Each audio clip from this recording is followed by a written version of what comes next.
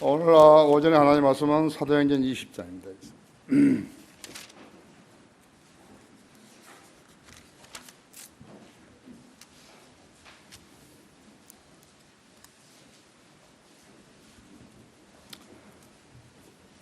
사도행전 20장 22절부터 24절까지를 제가 받들어서 읽습니다.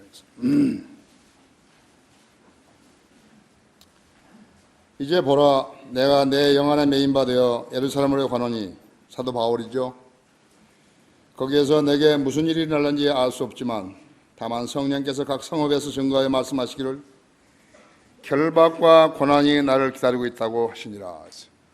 사도 바울에게 성령님께서 사도 바울에게 예루살렘에 가지 말라고, 거기에는 고난과 결박이 기다리고 있다 했는데 하나님의 뜻을 무시하고 사도 바울이 간 것이죠. 23절에 다만 성령께서 각 성읍에서 증거하여 말씀하시기를 결박과 고난이 나를 기다리고 있다고 하시니라. 그러나 내가 달려갈 길을 기쁨으로 끝마치고 내가 주 예수로부터 받은 사역 곧 하나님의 은혜의 복음을 증거하기 위해서라면 이런 일을 전혀 개의치 아니할 뿐만 아니라 나의 생명을 조금도 아끼지 아니하노라. 예루살렘에 가면 고난과 결박이 기다리고 있다고 하지만 예수 그리스도의 은혜의 복음을 전하기 위해서는 자기는 가겠다는 것이죠. 대단하지요? 대단하신 사도이죠. 자, 이 말씀 후에 조명을 주시도록 우리 함께 기도하겠습니다.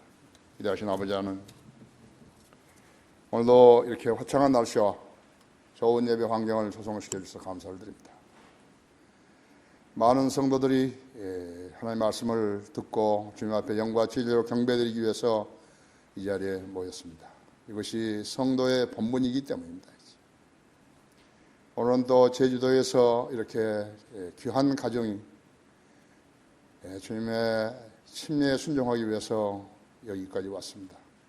주님 그 가정을 잘 돌보시고 믿음을 잃지 않고 성장할 수 있도록 이끌어 주시며 그들이 모일 수 있는 그러한 장소를 마련해 주시고 목자를 주셔서 제주도에도 성령 내리면 지역 모임이 세워질 수 있도록 마련해 주시기 원합니다. 방금 봉도와 말씀 강론할 때 제 안에 충만해 주십시오. 우리 회중들도 지각을 열어주셔서 하나님 말씀을 잘 알아들을 수 있게 해주십시오. 특별히 오늘 설교는 좀 어려운데 우리 성도들이 정신을 모으고 귀를 열고 마음문을 열어서 하나님 말씀을 잘 습득하여 자신들의 영적 양식으로 삼고 생활의 풍요함을 얻는 소중한 계기 되게 해주십시오.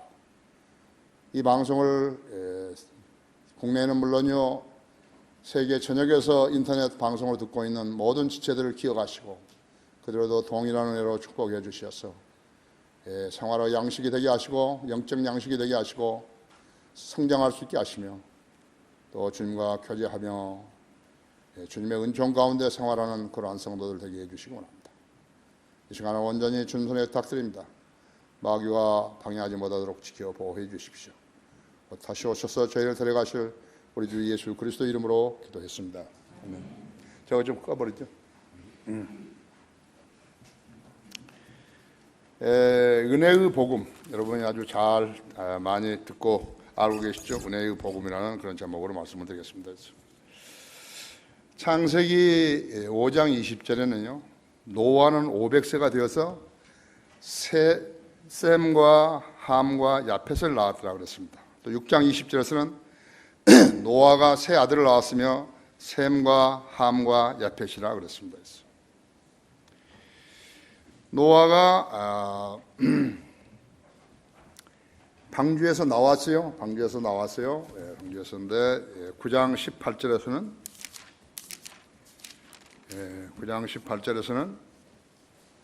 방주에서 나온 노아의 아들들은 셈과 함과 야펫인데 함은 카나안의 아비라 이랬습니다. 이들이 노아의 세 아들인데 그들에게서 난 자들이 온 땅에 퍼지니라 했죠. 그렇죠. 온 땅에 퍼졌어요. 거기에 창세기 9장 15절에서는요, 내가 나와 너희와 모든 육체를 가진 모든 생물 사이에 맺은 내 언약을 기억하리니 다시는 물들이 모든 육체를 멸망시키는 홍수가 되지 않을 것이라 하죠. 무지개가 구름 속에 있으니 내가 그것을 보고 하나님과 땅 위에 있는 모든 육체를 가진 모든 생물 사이의 영원한 언약을 기억하리라고 하시더라 하죠. 무지개가 등장하니까요, 사람들이 하나님의 말씀을 잘 안 믿으려고 그런 것이. 우리가 무지개 볼 수 있잖아요. 빅토리아 호수나 또 유아과 호수나 이런 데서 폭포들이 나오죠. 근데 밤에 폭포가 떨어지는데요, 무지개가 있는 거예요. 여러분 그런 거 보셨어요? 성경을 믿지 않은 사람들은 의심할 수 있죠. 무지개가 왜 생기는가? 그러니까 물론 이게 폭포가 있어야죠.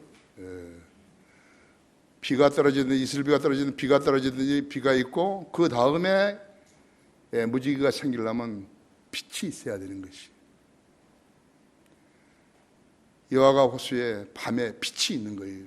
빛이 있으니까 무지개가 있는 것이. 예수 그리스도가 있으셔야 한다.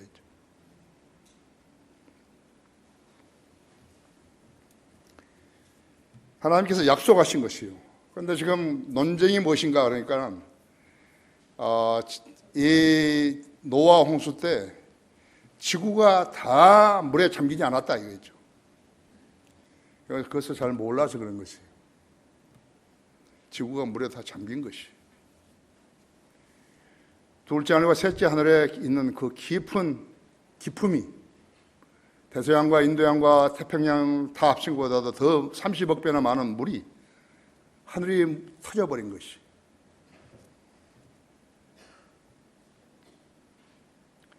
지금도 지엽적인 그러한 그 홍수로 인해 가지고 사람들이 죽죠.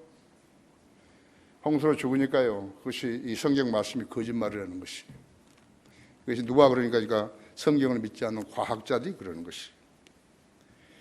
여러분 이사야서 54장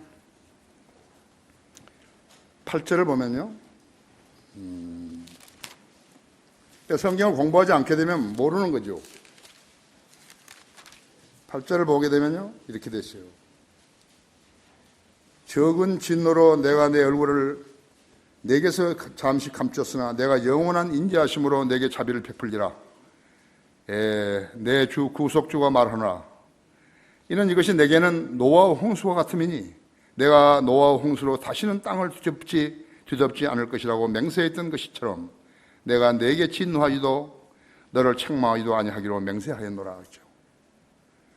재림 때 이스라엘에게 하시는 것이, 이스라엘 회복시킨다는 약속이에요. 그것을 이렇게 말씀하신 것이죠. 창세기 10장 21절에는 셈은 모든 에벨 자손의 조상이요, 형 야페스 동생이라 그런 것이죠. 지금까지는 전부 다 셈과 함과 야펫이니까 셈이 첫째고 함이 둘째고 야펫이 셋째인 줄 알았는데, 창세기 10장 21절에서는 형 야페스 동생이라고 그러는 것이에요. 야펫이 형이라고 하죠. 그 다음에 셈, 함이라고. 아시죠? 에벨 자손이라는 것은 히브리어로 강 건너 혹은 새싹, 또 어린 가지란 뜻이라고 해요. 이것이 에벨이라는 것이 에벨. 따라서 에벨 자손은 전체 인종을 대변하는 것이. 노아에게서 제에서 났지 않았어요. 노아에서 시작한 거였죠. 창세기 10장 25절에 에벨은 두 아들을 낳았는데 펠렉과 욕탄이라고 했어요. 그때 땅이 나뉘었으며, 땅이 나뉘었다 했죠. 그때가 언제 하니까 BC 2348년경이었다고 했죠. 세계 지도를 유심히 보면요, 남미는 아프리카 서부 해안에서 떨어져 나온 것 같고, 유럽 해안도 약간의 차이는 있지만 미국의 동부 해안과 거의 맞아떨어지는 것이에요. 바벨탑은 BC 2244년에 시작해서 2006년까지 약 238년인데 사이로 추정을 하는데, 대륙 이동설은 다윈을 우상화시킨 그런 사람들이 지지하는 가설로 대륙이 이동한 기간을 약 4억 년이라고 보는 것이에요. 누가 맞을까요? 성경이 맞은 거죠. 그러니까 238년이 걸렸다는데 이 사람들은 4억 년이라고 해본 거예요. 지금도 우주과학연구소 이런 사람들이 무슨 이야기 라디오에 나와서 이야기하는 거 보면요, 뭐 몇십억 년은 아무것도 아니에요. 그냥 마음대로 해버린 거예요. 인생은 70이고 강건한 80인데 그것도 못 사는 사람들이 몇십억 년을 갖다 마음대로 해버린 거죠. 인간의 상상력은 옳은 것이 없어요. 우리가 킹제임스 성경을 가지고 믿는 한 인간의 가설은 모두 다 무시해도 되는 것이에요. 여러분이 시간이 없고 노력을 안 해서 성경을 많이 읽지 않아서 그렇지 알 수 있다. 우리는 또 책이 엄청나게 많은 거죠. 흔히들 노아의 세 아들이 셈과 함과 야펫이라고 되어 있는데 사람들은 동양인 셈과 아프리카인 함과 유럽인 야펫이 노아의 첫째, 둘째, 셋째라고 알고 있지만요, 10장 21, 창세기 10장 21절에서 셈은 형 야펫의 동생이라 했죠. 그걸로 증거가 되는 것이죠. 아담의 타락 후에 하나님께서는 세상 7일을 노아와 다시 시작하셨다고 했죠.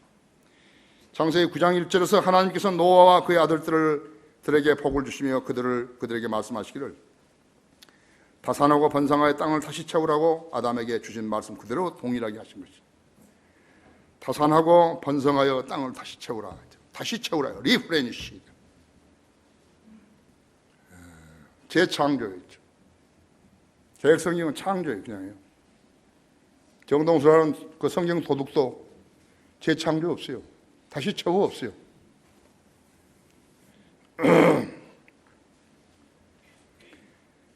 창세기 9장 24절에서 27절도 셈은 영적 축복을 받았고, 셈은 영적 축복을 받았고, 야펫은 물질적인 축복을 받았으며, 함은 가나안의 아비죠.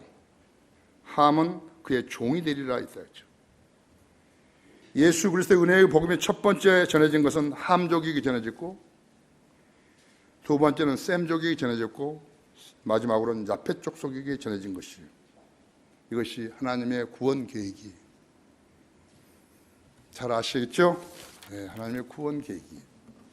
그래서 오늘 설교 제목이 은혜의 복음이라 했죠.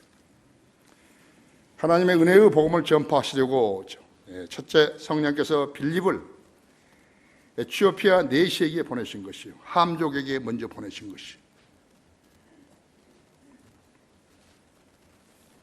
사도행전 거기 8장 26절에 보시면요, 사도행전 8장 26절이에요.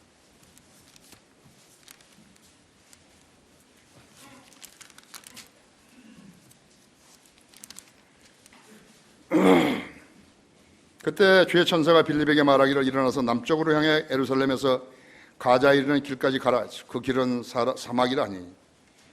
그가 일어나서 떠나더라. 그런데 보라, 에티오피아 사람 곧 에티오피아 여왕 칸타하게 휘하여서 모든 재정을 담당하는 큰 권세를 지닌 내시가 예루살렘에 경배드리 왔다가 하지. 돌아가는데 마차에 앉아서 선지자 이사야의 글을 읽고 있더라 하지. 그래서 성령께서 빌립에게 말씀하시기를 가까이 가서 이 마차에 함께 타라. 마차에 함께 타라 하시더라. 그러면 빌립이 거기로 달려가니 그가 선지자 이사야의 글을 읽고 있는 것을 듣고 말하기를 당신이 읽고 있는 것은 이해하느냐 하니 그가 말하기를 나를 지도하는 이가 아무도 없으니 어찌 깨달을 수 있으리요 하며 빌립을 청하여 마차에 올라 자기와 함께 앉게 하더라. 그가 읽고 있는 성경 구절은 이것이니 즉 그는 토살할 양처럼 끌려갔고 또 털을 깎는 자 앞에서 잠잠한 어린 양같이 그의 입을 열지 아니하더라. 이사야서 53장 7절이죠. 그가 굴욕 중에 부당한 재판을 받았으니 누가 그의 세대를 선포하리요 이는 그의 생명이 이 땅에서 끊어졌음이로다 이었더라. 그 내시가 빌립에게 대답하여 말하기를 당신께 부탁하노니 선지자 이 말은 누구에 관한 것이뇨 자신이뇨 아니면 다른 사람이냐 하니 빌립이 입을 열어 이 성경에 시작하여 그에게 예수를 전하니라. 그리하여 그들이 길을 따라가다가 물이 있는 곳에 이르자 오아시스죠. 그 내시가 말하기를 보라 여기 물이 있도다. 내가 침례를 받는데 무슨 거침이 있느냐라고 하니 빌립이 말하기를 만일 당신이 마음을 다하여 믿으면 합당하니라고 하니 그가 대답하여 말하기를 나는 예수 그리스도가 하나님의 아들이신 것을 믿나이다라고 하더라.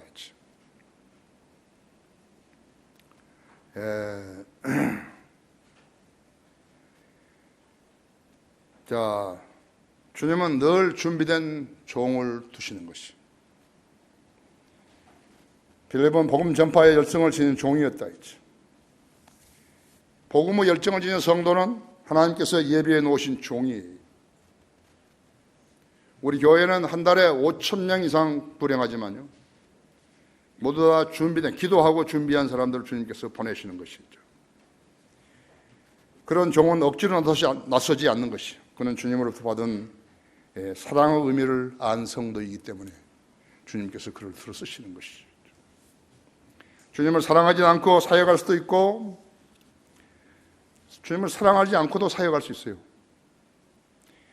주님을 사랑하지 않고도 거리 설교할 수 있어요. 거리형도 할 수 있어요. 주님을 사랑하지 않고도 그분께 복종할 수도 있어요. 권위에 복종하지 않고도 권위에 관해 가르칠 수도 있어요. 어떤 사람은 사랑하지 않고도 줄 수도 있는 거죠. 그러나 주지 않고는 사랑할 수 없어요. 그걸 알아야 된다. 근간에 한 목사라는 자는요, 주지 않고 사랑하는 체 하다가 들통이 나가지고 스스로 떨어져 나간 것이, 나한테 걸린 거 있죠. 주님 우리를 너무나 사랑하시기 때문에 자신을 내어주셨다고 하죠. 하나님께 세상을 이처럼 사랑하셔서 그의 독생자를 주셨으니 누구든지 그를 믿으면 멸망하지 않고 영생을 얻게 하려 하십니다 했죠. 그 사랑의 의미를 한 죄인들이 그 사랑을 받아들여가지고 하나님의 아들이 된 것이, 영접하는 사람들에게는 하나님의 아들이 되는 권세를 주셨으니 그 아들들이 은혜의 복음을 전파하는 것이, 하나님의 아들들이 세상에다가 자신들을 제시해야 했는데 제대로 제시하지 못하니까 세상의 죄인들이 교회 안으로 들어와가지고 성도들의 믿음을 훼손시켜버린 것이, 그런 경우들을 우리는 여러 번 봐왔다고 하죠. 썩은 감자가 새 감자들 사이에 끼어 있으면요, 다른 새 감자가 썩는 거예요. 성도는 교회에서 교회 생활을 하는데 의무가 있는데 출석과 11조예요. 안 하는 거 있죠. 저희들은 멋대로 교회 다니려면 다니고 안 다니려면 안 다니고 그러다 3개월 넘고 이렇게 했는데도 안 다닌다. 이제 믿음을 잃어버린 거예요.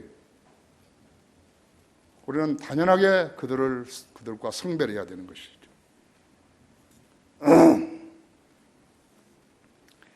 사도행전 8장 27절 가자 사막에 마차를 타고 이지오피아를 향하고 있는 그 내시는 이사야서 53장 7절을 읽고 있었던 것이, 놀라운 성경 말씀은 상처 입은 구세주를 제시해 주신 것이, 상처 입은 구세주가 누구를 위해 상처를 입으시는가, 우리의 죄 때문에 상처를 입었다는 것을 알았을 때 그 상처를 치유할 수 있는 방법은 그분을 믿는 것이 대단한 믿음이에요. 34절은 구세주를 알고 싶은가 그런 질문이었다. 지금 빌립은요, 가자 사막이에요. 우리는 도저히 상상할 수 없어요. 축지법으로 간 거예요. 낙타도 말도 없는데 그 축지법으로 따라간 거라고 그러죠. 나중에 그 침례를 주고 나서도요, 돌아올 때도 아무 말 없이 그대로 돌아온 것이. 내시의 감격, 여기 물이 있도다. 내가 침례를 받는데 무슨 거침이 있느냐. 빌립 말하기를 만일 당신이 마음을 다하여 믿으면 합당하니라고 하니 그가 대답하여 말하기를 나는 예수 그리스도가 하나님의 아들인 것을 믿나이다 했다 했죠. 100점짜리 답변입니다. 100점짜리죠. 왜 당신은 이 사람하고 이 신부한테 이 남자하고 결혼하냐. 사랑하니까 한다. 100점짜리라고. 사랑하지도 않는데 결혼했다고 불행해지는 것이라고. 개역성경에는요 8장 37절이 삭제되고 없다고 하죠. 빌립이 말하기를 만일 당신이 마음을 다하여 믿으면 합당하니라고 하니 그가 대답하여 말하기를 나는 예수 그리스도가 하나님 아들이신 것을 믿나이다라고 하더라고요. 이 답이 없어요. 개역성경이 삭제되어 버렸다 했죠. 그런 성경을 가지고 교회 다니는 거예요. 성경들을 알고 믿으면 어떤 죄인이라도 놀라운 구원을 받아 죄를 씻어 하나님의 아들로 입양될 수 있는 것이. 우리는 하나님의 아들로 태어난 게 아니에요. 입양됐어요. 양자된 거라고 하죠. 미국에는 16살 이상은 양자로 입양할 수 없어요. 그 이하라 있는 거죠. 근데 우리는 다 나이 먹어가지고 예수님 영접했다고 했죠. 나는 40살에 예수님 영접했다고 했죠. 양자로 입양된 것이요. 그것이 은혜이죠. 침례를 받고 나자 빌립은 사라져버렸다고 했죠.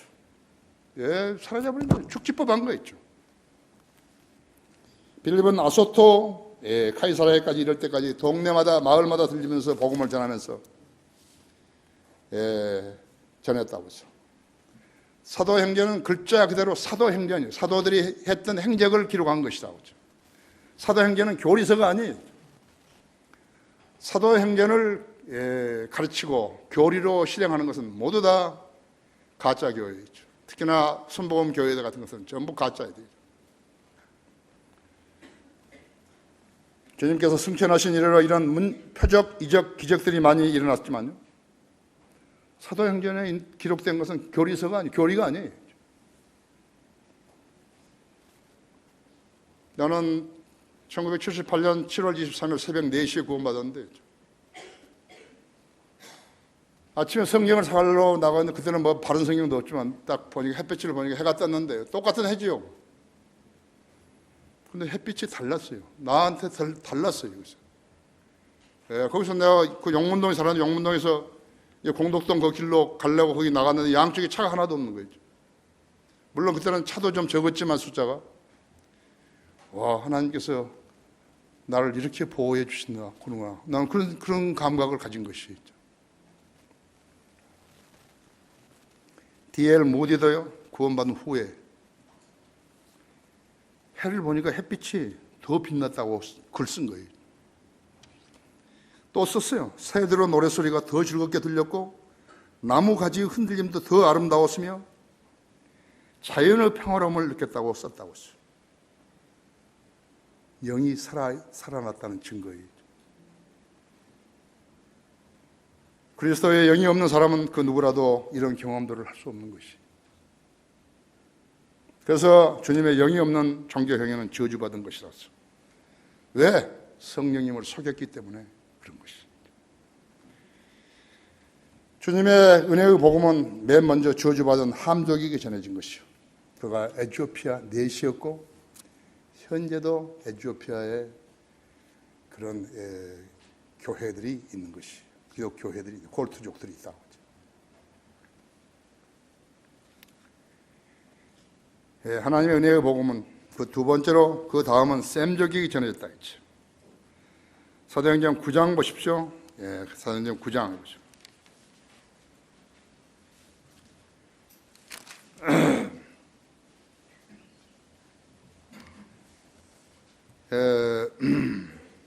한편 9장 1절에 한편 사울은 여전히 주의 제자들에게 대하여 위협과 살기를 내뿜었으며 대제사장이 가서 다마스커스의 여러 회당에 보낼 서신을 청하니 이는 그가 이 도에 속한 자들 보면 남자든 여자든 잡아서 예루살렘으로 데려오려 함이더라. 율법 박사 아니에요. 그러니까 너무너무 율법을 열심히 섬긴 거예요. 지금은 허튼 데 가가지고 예수님 믿는다고 하면서 열심히 새벽부터 교회 나오고 금요일날 금식하고 그런 사람들이 있다. 그렇죠. 쓰잘데없는 짓을 한 사람들. 사도 바울이 쓰잘데없는 짓을 한 것이었죠. 3절에 그가 길을 떠나 다마스커스에 가까이 왔을 때 갑자기 하늘로부터 한 줄기의 빛이 그를 들러 비추는 줄 알죠.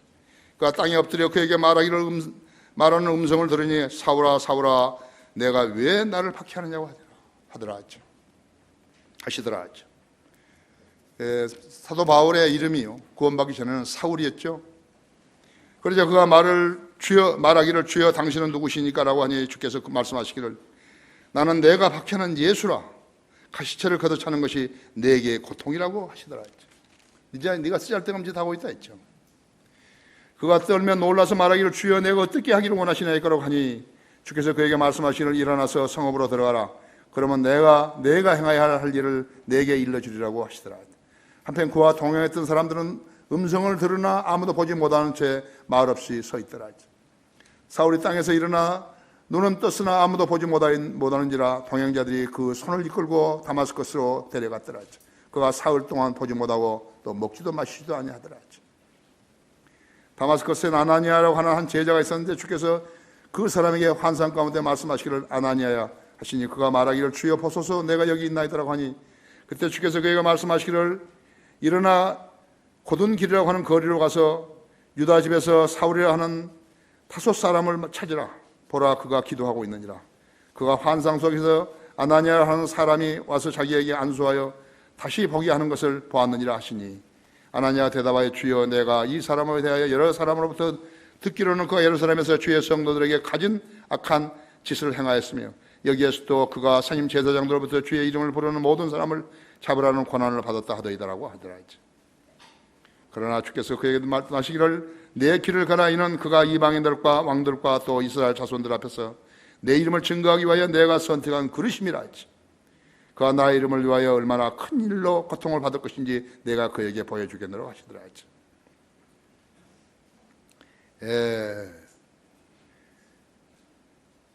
아나니아가 길을 떠나서 그 집에 들어가 그에게 안수하여 말하기를 형제 사울아 그런 것이. 그리스도인이 아닌데 형제 사울을 할 수 있나요? 형제 사울아 하는 것이지. 사도 바울의 주의 음성을 들은 특이한 방법이었다 했죠. 우리는 사도 바울의 구원을 보면서 구원은 선택이 아니라 섬김을 위한 그릇으로 빚어진다는 것을 알 수 있다 했죠. 칼빈주의는 무조건적인 선택이라고 그러죠. 그런 싸구려 선택은 없다고 하죠. 주님 누구를 부르셔야 하는가를 잘 아신다 했죠. 하나님의 부르심과 은사와 부르시면 후회가 없으시다 그랬다 했죠. 한 번이라도 변질한 자는 그리스도는 아니에요. 전주 교회에서도 두 번째 변질돼서 스스로 교회를 나간 가족이 있었는데 그들을 영구 제명되었다고 하죠. 그들은 거짓 헌신을 했고 교회에서 얻어먹을 부스러기 같은 것을 찾고 있었던 거예요. 자기 유익을 위해서 교회 다닌 것이. 한 청년이 오니까 그 청년이 자기 딸하고 결혼해 줄 줄 알았는데 덕도 없죠.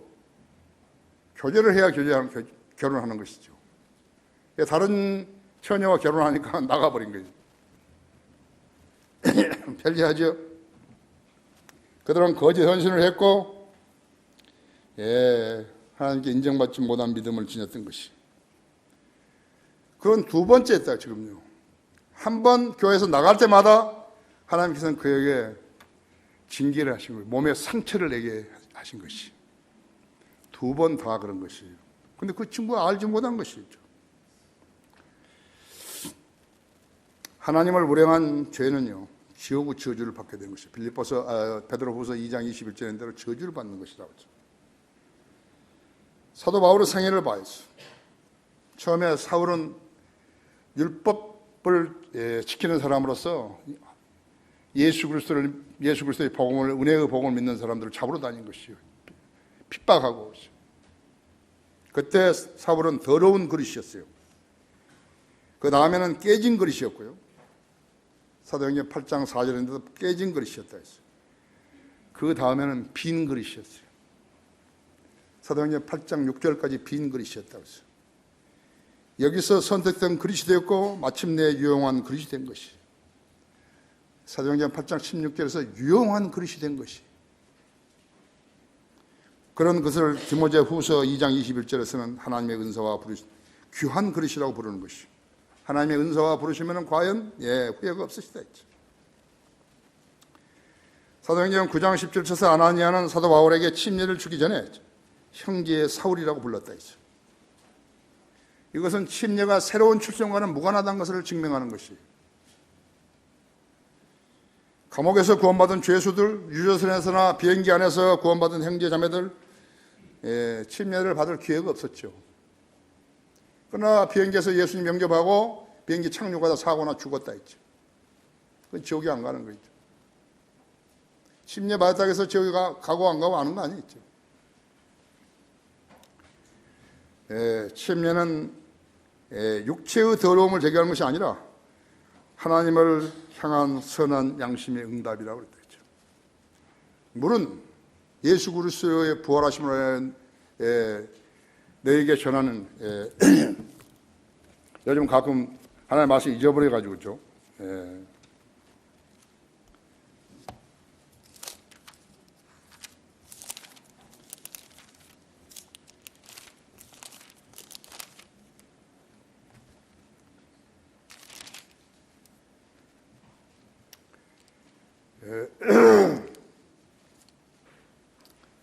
물론 예수 그리스도의 부활하심을 하여 이제 우리를 구원하는 모형이 곧 침례라. 이것은 육체의 더러움을 제거하는 것이 아니라, 더러움을 제거하는 것이 아니라 하나님에 관한 선한 양심의 응답이라 그랬다 했죠.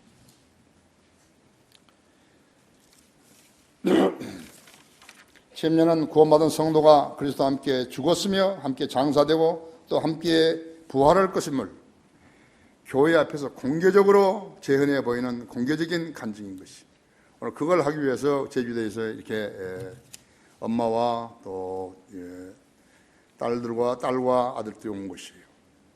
침례 후에 같은 믿음, 같은 영으로 지역교회에서 믿음으로 주님을 섬기며 자라야 하는 것이에요. 왜냐하면 우리들은 모두 함께 한날 같은 시간에 휴거되고 그리스도 심판석에 서며 함께 살고 영원히 같이 살고 교제하는 것이죠. 이 일이 하나님 약속 안에서 이루어지고 있는 것이.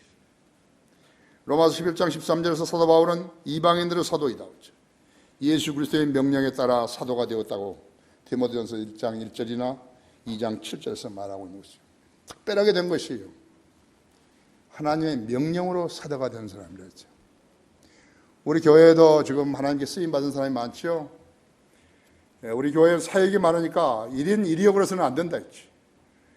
내가 가만히 헤아려 보면요, 1인 5역 하는 형제도 있고 1인 6역 하는 형제도 있고 그 이상 하는 형제들도 있다. 형제자매들도 있다고. 그것이 지역교회. 우리가 지금 지역교회에서요, 각자가 맡은 부분에 그 일만 하게 되면요, 우리는 지금 한 40명 정도 사람이 있어야 교회를 운영하는 것이. 40명이죠.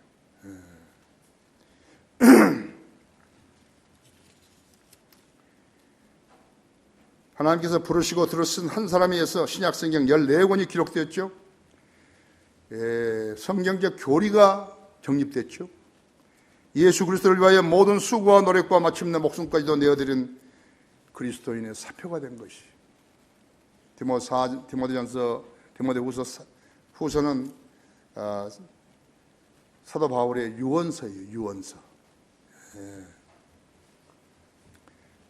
그래서 내가 예수 그리스도를 따르는 것처럼 너희는 나를 따르는 자가 되라고 자신 있게 말씀하신 것이에요.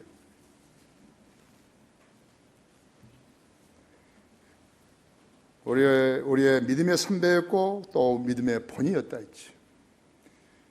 자신이 내가 예수 그리스도를 따르는 것처럼 너희는 나를 따르는 자가 되라고 했지. 아멘. 그는 몸에 가시 같은 눈병으로의 어려움을 당한 것으로 알려졌다 했죠. 사도들의 표적이 끝나가는 무렵에는 동역자 트로피모를요, 밀레토에 남겨놨죠. 김기동이나 조영기보다도 은사가 없어가지고 능력이 없어가지고 남겨놓은 거 있죠. 또 아들같이 여긴 디모데에도 위장병을 위하여 포도주를 조금씩 쓰라고 보냈다 했죠. 그가 기도할 수 없어서 그랬겠습니까 했죠. 그때 BC 65년경에는 이미 사도들의 표적이 사라진 것이 더 이상 할 수 없었어요. 자기 눈을 치유하기 위해서 자기 눈 때문에 의사인 누가를 계속해서 동행하고 다닌 거죠. 감옥에까지 간 거였죠. 우리는 예수 그리스도를 위하여 모든 것을 다 바친 사도 바울을 본받아야 하는 것이요. 우리가 그리스도와 함께 영광을 받을 것을 안다면 이 시대는 고난도 받을 수 있어야 한다 했죠. 로마서 8장 17절에 그렇게 말씀하셨죠. 그리스도인은 따지고 보면요, 이 시대를 잘 사는 사람 아니에요. 이 세대를 잘 사는 사람들 아니라고 했죠.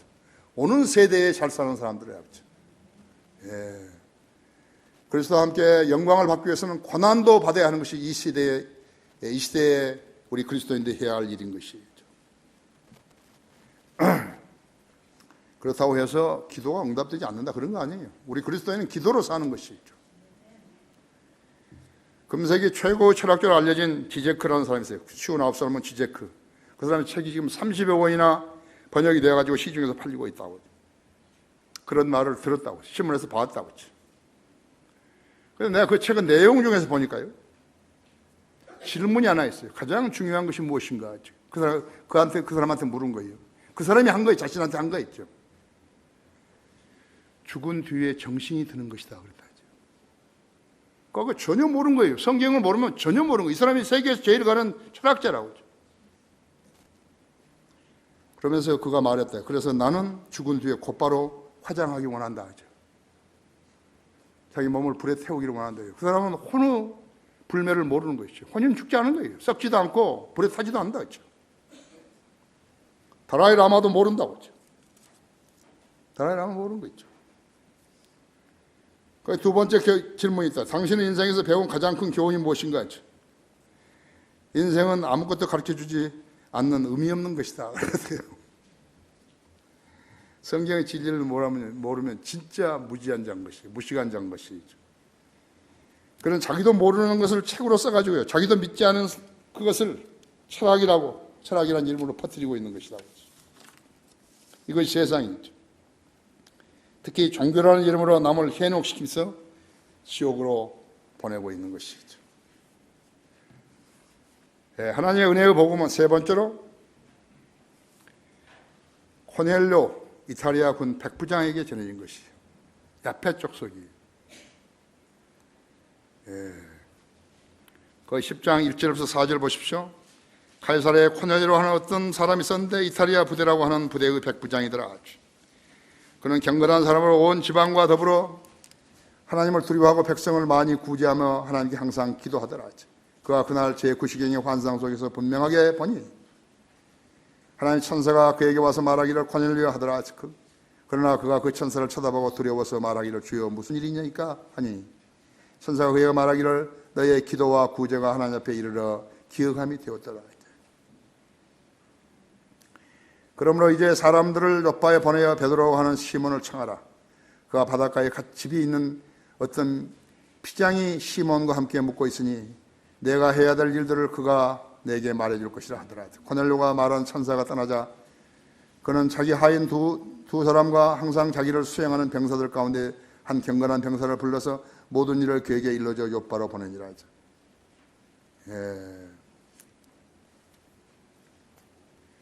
조금 긴데요. 이게 10장 나중에 여러분 43절까지 잘 읽어야 여기 이제 전부 다 되는 것이죠.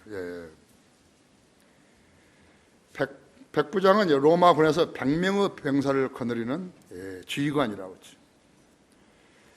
2차 대전 전까지 소대의 T1은 약 36명에서 40명이죠. 중대는 약 150명이고요. 대대는 약 700명이라고 했죠. 연대는 3,000명이고 사단은 12,000명이죠. 지금도 그 가장 추웠던 날 추웠던 겨울 그 책 읽는데요. 내가 그 전투에 6.25 때 그 전투를 하고 있는 것 같아였죠. 얼마나 많은 중공군이 왔는지요. 그러니까 일개 군하고요. 한 대대하고 싸우는 건데요. 싸움이 안 되죠. 일개 군인데요. 40군. 중공군 40군이요. 열심히 싸워서 중공군을 다 죽이고 나면요. 조금 쉬려고 하면 다시 공격이 오는 거죠. 또 열심히 싸워서 다 죽이고 나면 또 오는 것이. 일개 중대가 보면 3사람 남았고요. 일개 대대가 보면은 한 소대 정도 남았고요. 그렇게 싸웠던 것이죠. 주님께서 마귀에게 너는 누구냐고 물었을 때 나는 군단이라고 했다 했죠. 그렇죠? 리전이라고, 리전. 마귀가 들린 사람이 나는 군단이라 그러니까요. 군단이 무엇인가 하니까 2,000명에서 약 6,000명이 되는 것이에요. 마귀가 그 사람 안에 들어가 있을 때요. 그는 한두 명이 아니고 전부 다 이렇게 쫓아내달라 그러니까 저기 돼지를 먹이고 있는데 돼지떼에 들어가게 해달라니까 그렇게 하니까 그대로 다가가서 돼지떼에 들어가서 돼지들이 물에 호수에 빠져 죽어버렸지 않았어요. 코넬료는 구원받지 못한 로마 카톨릭과 같았다 그랬죠. 그는 그리스도의 대리자 베드로에게 절하라고 했는 것이에요. 거기에 25절 보십시오. 베드로가 들었어요. 코넬료가 그를 맞아 그의 발 앞에 엎드려 경배하더라 했죠. 그러자 베드로가 그를 일으켜 말하기를 일어서라 나도 사람이라고 하니 하고 그와 함께 이야기하며 안으로 들어가 많은 사람이 모여있는 것을 보고 그가 그들에게 말하기를 너희도 유대인인 자가 다른 민족 사람과 교제하거나 친근하게 하는 것이 얼마나 부당한 걸 아느니라. 그러나 하나님께서 내게 보여주시기를 어느 누구도 속되거나 불결하다고 일컬지 말라고 하셨느니라. 그렇게 돼요. 하지만 베드로는 고넬료의 경배를 거절했다 했죠. 베드로는 반석이 아닌 것을 드러내 보인 것이죠. 로마 카톨릭과 그리스도의 교회는 코넬료가 이미 구원받은 것으로 인정하고 있지만요, 코넬료는 그때 구원받지 않았다 했죠. 43절에서 그분에 대하여 모든 선지자도 증거하기를 누구든지 그를 믿는 자는 그의 이름으로 말미암아 죄들의 사함을 받으리라고 했느니라. 호호. 그렇죠. 그런데 베드로는 2장 38절에서 오순절 후에 설교할 때 이렇게 안 했거든요. 거기 2장 38절 한번 열어보십시오.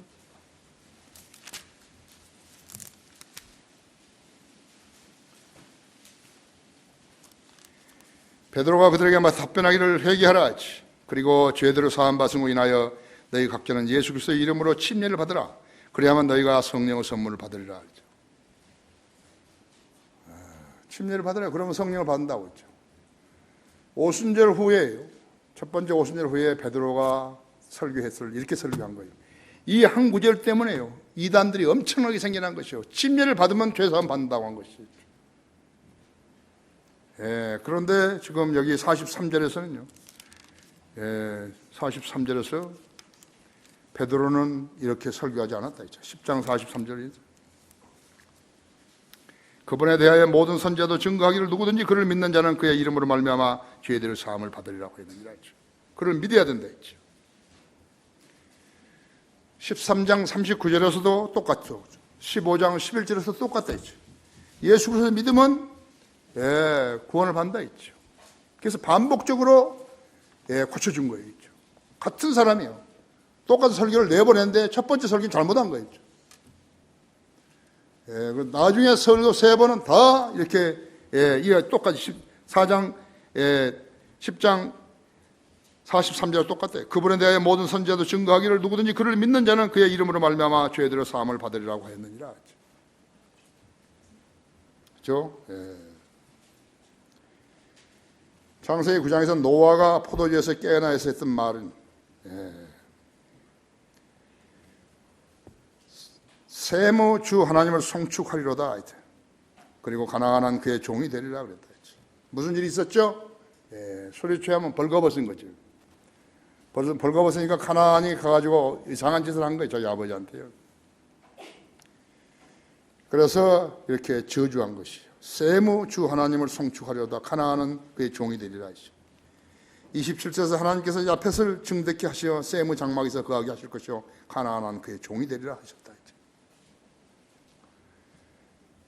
셈에게서요 모든 종교가 나온 것이에요. 여러분 우리도 셈 아니에요. 그렇죠? 셈족이에요. 유대교, 불교, 힌두교 나왔다고 전부 다.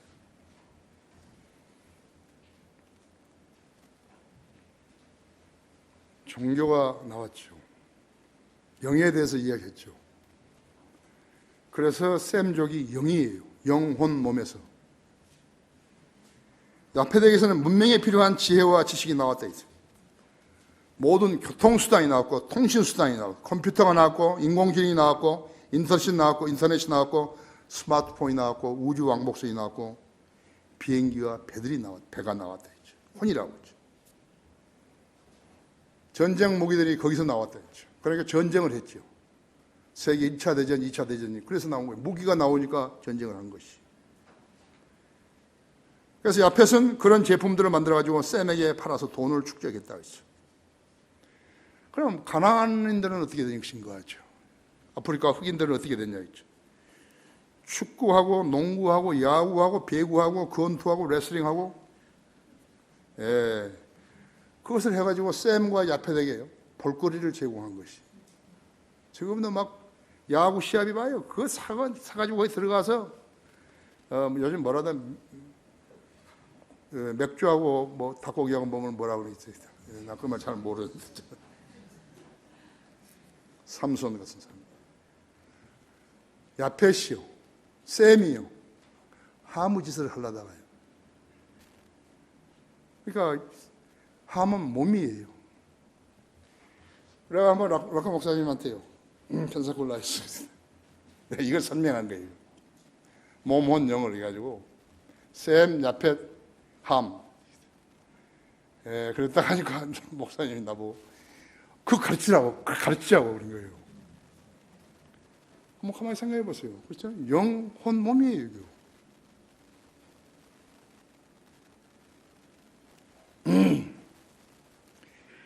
셈의 주 하나님을 송축하라 하죠. 영적인 일에 관해서요, 셈을 당할 사람이 아무도 없어요. 셈은 지구상의 모든 종교의 창시자예요. 셈족인 유대인에게서 구원이 나왔고 하나님 말씀이 맡겨진 것이에요. 유대인은 셈족이죠. 예수 그리스도는 유대인이시라고 하죠. 그래서 유대인이 질시를 받은 거예요. 누구한테? 야펫과 함한테. 아마게돈 전쟁 때까지 그렇게 된 것이죠. 그리스도인도 배척을 받는 것이죠. 우리는 영적 유대인이기 때문에 받는 것이죠. 그래서 갈라디아서 3장 26절 보십시오.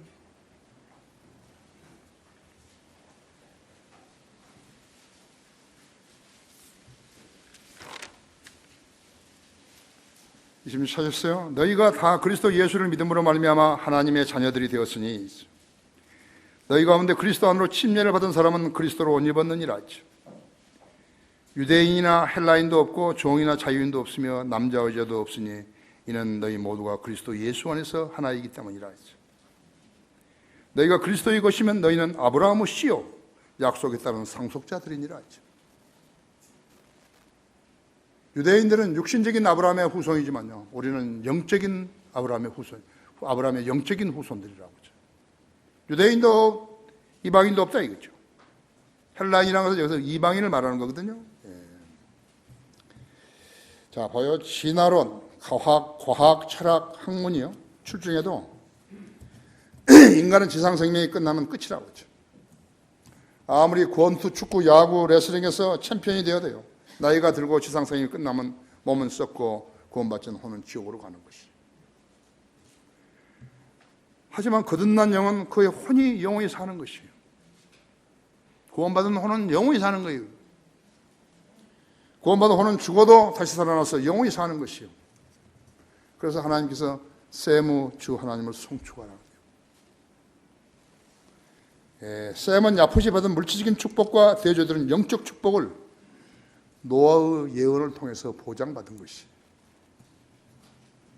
은혜의 복음을, 예수 그리스도의 은혜의 복음을 믿었다면 보장받은 것이다. 그래서 죽어도 다시 살아나는 거죠. 인류 구세주께서는 육신으로는 다윗의 씨에서 나셨지만 아브라함, 이삭, 야곱은 셈족이었고 다윗의 씨에서 나셨다 그랬죠. 바울과 베드로도 셈족이었다 그랬죠. 그런데 여러분이 한 가지 알아야 된다 했죠. 야펫도 종교를 만들어내고 함도 종교를 만들어낸 것이. 이것이 위장해서 그렇게 된 것이. 조심해야 한다 했죠. 오늘 여기서 이 설교를 듣지 않았다면요, 자기도 모른다 했죠. 야펫은 무슨 종교를 만든 줄 아세요? 안식교를 만든 거예요. 여호와 증인을 만드는 것이에요. 그리스도의 교회를 만드는 것이에요.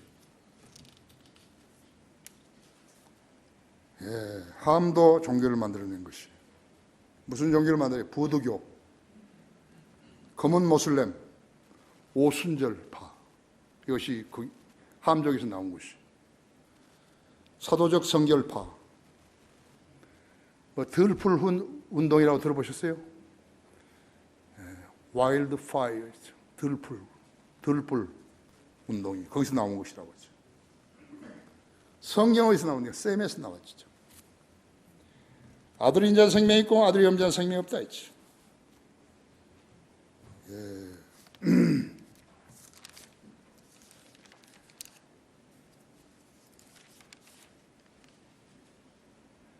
내가 하나님의 아들의 이름을 믿는 너희에게 이것을 쓰면 너희에게 영생이 있으면 알게 하리 함이며 예수 그리스도를 구주로 영접하게 되면 영생을 얻고 하나님을 아버지라고 부를 수 있는 것이에요. 또한 너희가 하나님의 아들의 이름을 믿도록 하려 함이라 하죠. 아들이 인자는 생명이 있고 하나님 아들이 없는 자는 생명이 없다 했죠. 그것이 요한일서 5장 12절이고 지금 내가 말한 것이 성경을 기록한 목적이라고 하죠. 13절이라고 하죠.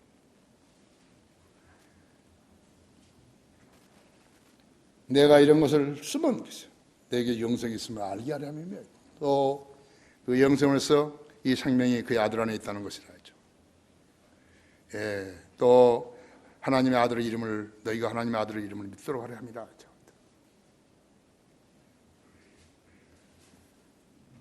이보다 더 소중한 있는 일이 봐야죠. 온 세상을 얻고도 자기 혼을 잃으면 무슨 유익이 있겠는 것인가 했죠.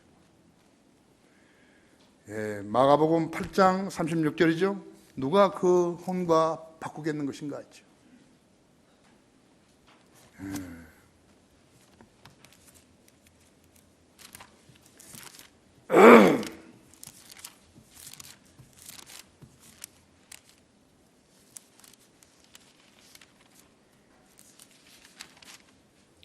사람이 온 세상을 얻고도 자기 자신의 혼을 잃은다면 무슨 유익이 있겠는 것인가? 또 사람이 자기 혼을 무엇과 바꾸겠는 것인가 했죠.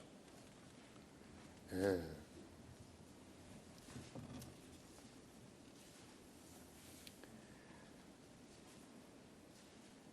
사도행전 10장 34절 35절 보면요.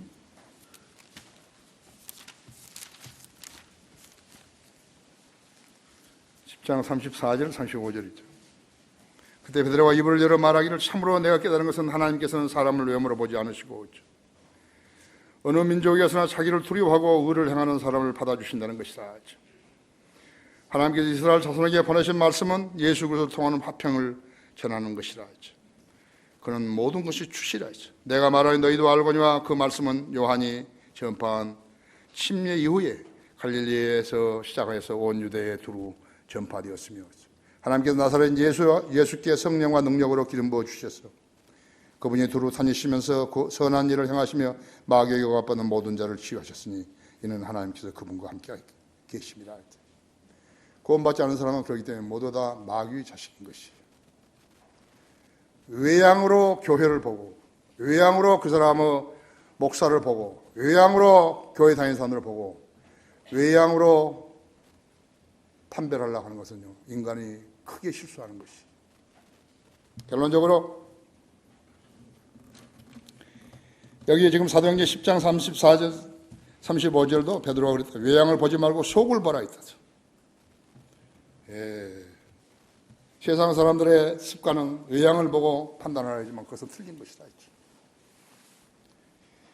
미국 사람들이 가장 좋아하는 세계적인 바이올리니스트가 있죠. 조슈아 베리죠. 임장점에 이거 왔어요? 조슈아 베리 밑에 있죠. 그가 어느 한날이요. 워싱턴 DC 지하철 랑팡역에서요. 그의 바이올린 스트라디바리우스 350만 달러, 약 30억 달러 그 바이올린을 들고서요.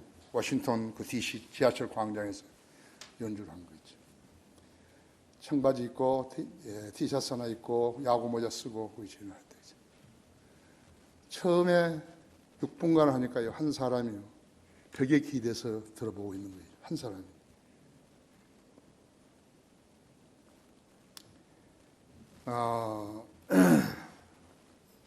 그가 43분 동안 연주하는 동안에 7명이요 1분가량 연주를 지켜본 것이. 그런데 지나가는 사람은 27명이요 그 바이올린 케이스에다가 돈을 던지는 것이. 그렇게 모은 돈이 32불 19센트인데 우리 돈으로 3만 한 3천 원 정도 된 것이. 그 다음날 신문을 펼쳐든 사람들은요 깜짝 놀라버린 것이. 조슈아 베리 워싱턴 DC 랑팡역에서 연주를 43분간 했다.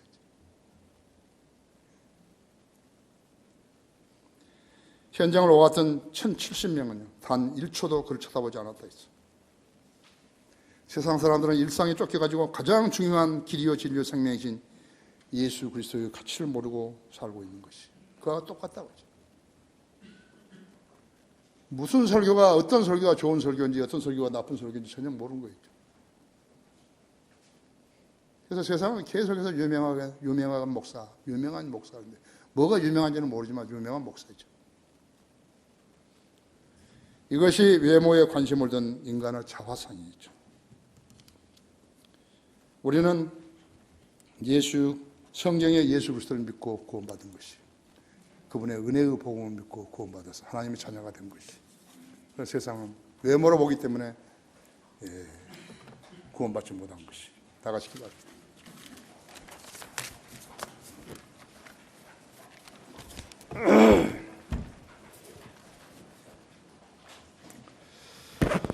위대하신 아버지 하나님 말씀 전할 수 있도록 제 안에 역사해 주셔서 감사를 드립니다. 오늘도 우리 회중은 하나님 말씀에 매우 잘 경청하였습니다.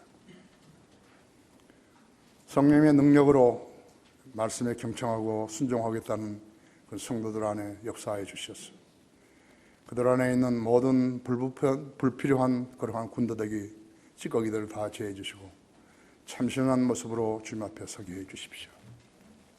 자신의 믿음을 자신이 평가하지 아니하고 성경에 투영시켜서 자신을 볼 수 있게 해주십시오. 자기가 구원받았다면 은혜의 복음으로 구원받았다면 얼마나 소중한 것을 지녔는지 영원한 생명을 지녔고 하나님의 생명을 지녔다는 것을 알게 해주시기 원합니다. 이 초청시간 주님 영광을 위해 써주시기 원합니다. 우리 주 예수 그리스도 이름으로 기도했습니다. 아멘.